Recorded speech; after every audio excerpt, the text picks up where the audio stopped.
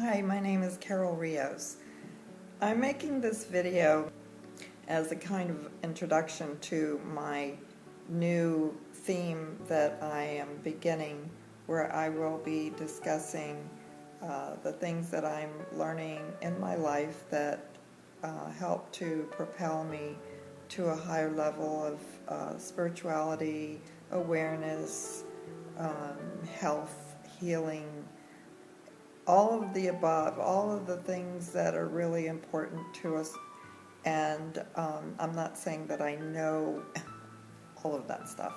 What I am saying is that I'm in the process of learning. So I will be talking to people that have achieved certain levels of expertise in their fields, and people that have experienced some rough times and pulled through it, and what it took to get them to that place, including myself.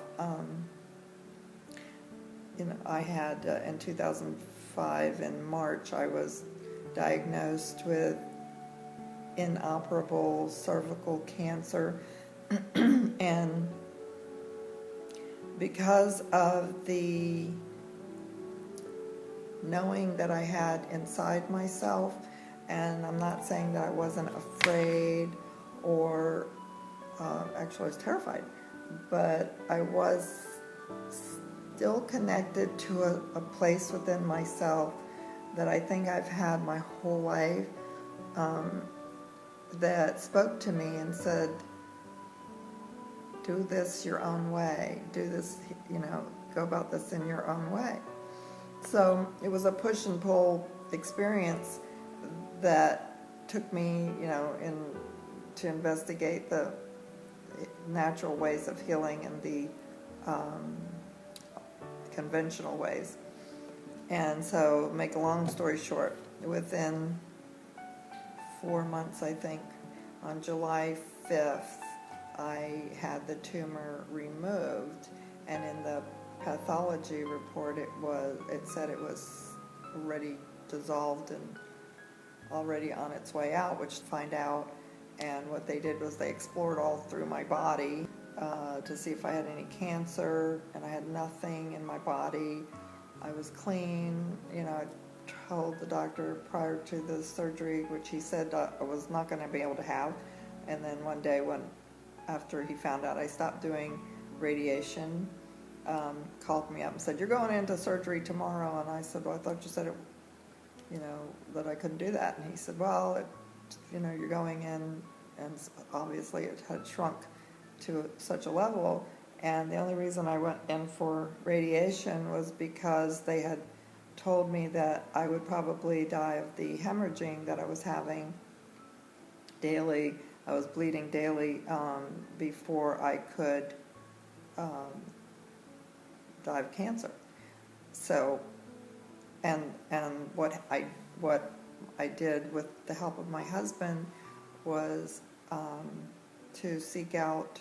It's so strange that when you are determined to connect to that source of power, that source of healing, it's love, it's whatever it is, things just fall in your lap, so to speak. We didn't know what to do. My husband, I was driving him crazy because he didn't know whether to believe me, believe the doctors, or whatever. And I'd say, let's go to the health food store. I couldn't even get out of the car because if I moved too much, I would just start bleeding. And so we went he goes into this health food store, and I told him to talk to this lady. And he came out, and he had a little bottle of vitamin K and a big, giant, huge bag of these dark, almost blue-black greens, which we took home. Not that I hadn't been juicing. I had been juicing every day, like a gallon of juice a day, but mostly romaine. So we took all these really dark greens home and the vitamin K, and the bleeding stopped in 2 hours. It never started again.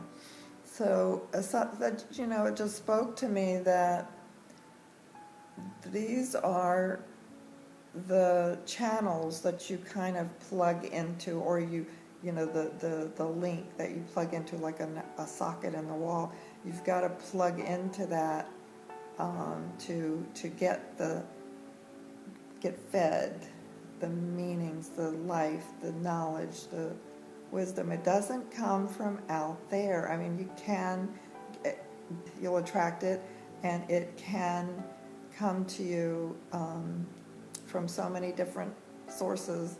It could be a child speaking, not even to you. It's just something that'll click, and it'll have meaning for you. So I was really open to that, and the greatest part of that whole experience was that it taught me that I could love what everybody else was so afraid of then, and through that loving, not that I want cancer or whatever, but I had to love the fact that my body was willing to take me to this place in order to show me what I needed to heal within myself.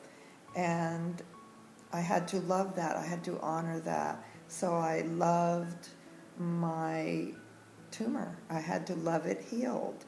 And I did love it healed. I spoke to my body every day, and I prayed every day. And I remember there was one low point in that 4 months time where I thought, I could die tonight. I could just bleed to death, or I just could die tonight. And I thought, okay, so I'm going to tap on that. And I was doing the EFT, and I was tapping on that, and I said, even though I could die tonight, even though, this could be the last day, I don't know what death is. I don't know what, I don't believe in death, but I was still afraid, And so something happened within that tapping, hold, release of this is the ultimate fear. A little bubble seemed to pop somewhere in the universe, and I felt it in myself. And that bubble popping was it was like a microscopic bubble, but I felt it. And it was like all the fear and angst and all the fear and angst and depression and whatever that I had been invested in just popped, and whatever meaning I had placed on what was happening to me. I sat up in the bed and I thought, I'm healed. I just had this incredibly peaceful, nothing major like fireworks or anything giant, like you'd get up and jump around or whatever. It was just, that's it. Okay, I'm healed. And from that moment on, I would walk around telling people, well, I'm healed. And they would look, of course, all right, she's going through some stuff. And I said, no, I'm healed.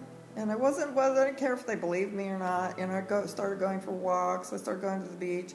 I started feeling better than I'd ever felt in my life. And I thought, okay, it's impossible to have cancer and feel better than you've ever felt in your life. I was still doing the juicing, waking up in the morning and juicing from morning to night, 6 ounces of wheatgrass,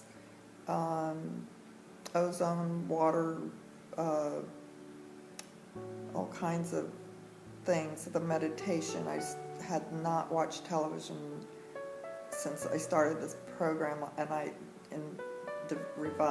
invented this program for myself based on what I had read other people had done, and I picked and chose what I felt was good for me. So I'm not telling people this is how you do it.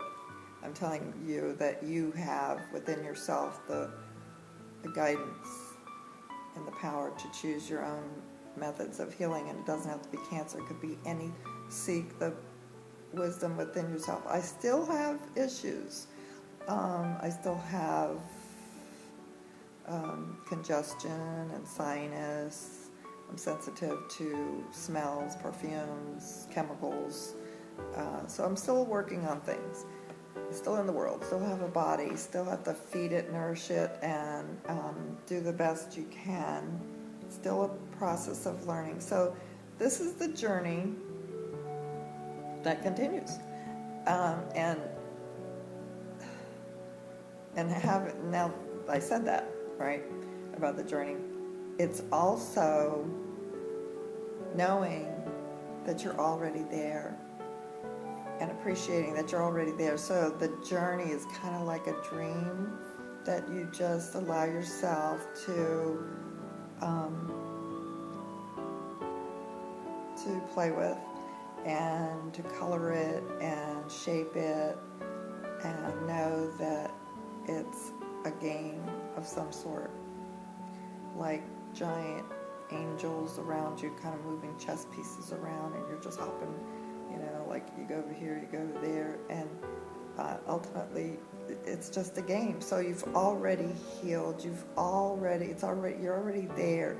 It's just going through the motions until you get to that day when you realize that that is your truth. That is our truth. It's all of our truth. The planet's already healed. Everything's already done. So anyway, I hope you will join me at this place here, and I call it Tap into Miracles. I'm really looking forward to the stimulating conversations that can take us to higher levels. This is the thing that feeds me now. I feel like when like minds gather and tap into that source, we not only strengthen that connection within ourselves, but it kind of moves out, it radiates out to the world, to the life around us, and it's generated. Not that anything needs to be improved, because that's all ego, but that we become more aware of the heaven that is already here, and thus awaken the minds around us. So that's really what's happening in their sleep. Thank you very much for listening, and I will see you soon. Okay, thanks.